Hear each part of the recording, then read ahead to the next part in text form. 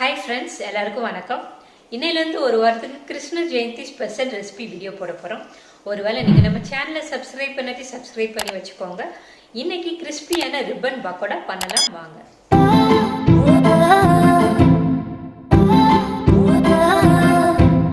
Ribbon pakoda பண்ண மாவு ready பண்ணிடலாம்.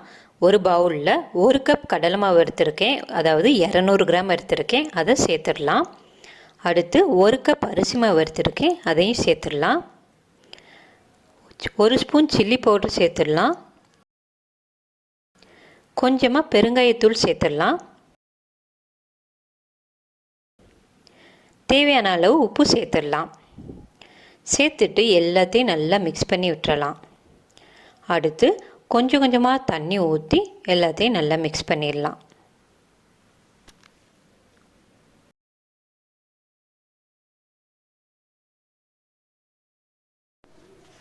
ரெண்டு ஸ்பூன் வெண்ணெய் உருக்கி வச்சுருக்கேன், அதை மாவில் சேர்த்து எல்லா பக்கமும் நல்லா பிசைஞ்சிடலாம்.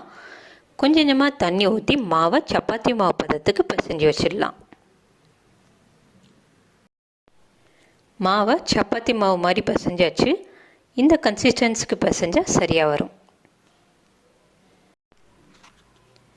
அடுப்பில் ஒரு கடாய் வச்சு எண்ணெய் ஊற்றி எண்ணெயை நல்லா காய வச்சிடலாம்.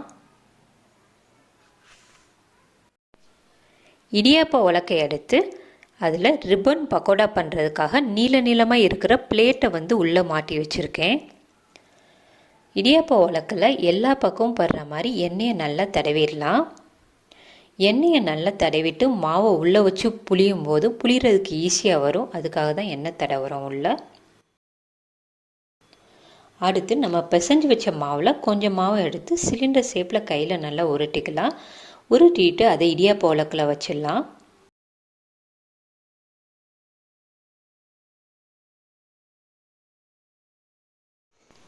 மாவை உள்ளே வச்சுட்டு மூடியை க்ளோஸ் பண்ணிடலாம்.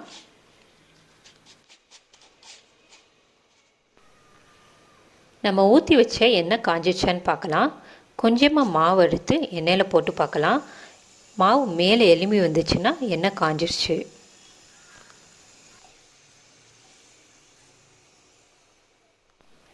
எண்ணெய் நல்லா காஞ்சிருச்சு. அடுத்து மாவை புழிஞ்சு விட்டுறலாம்.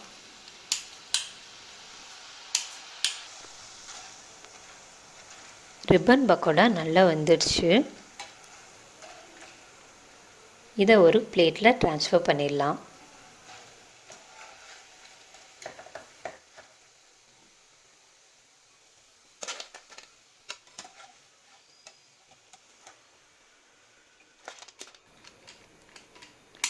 அடுத்து மிச்சம் இருக்க மாவையும் புழிஞ்சு நல்லா வேக வச்சிடலாம்.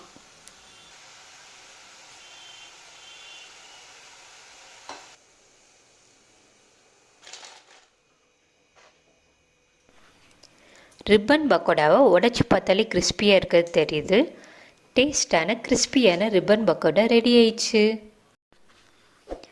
நீங்களும் கிருஷ்ண ஜெயந்திக்கு ரிப்பன் பக்கோடா செஞ்சு உங்கள் வீட்டில் உள்ளவங்களை அசத்துங்க. உங்கள் எக்ஸ்பீரியன்ஸை கமெண்ட்டில் சொல்லுங்கள்.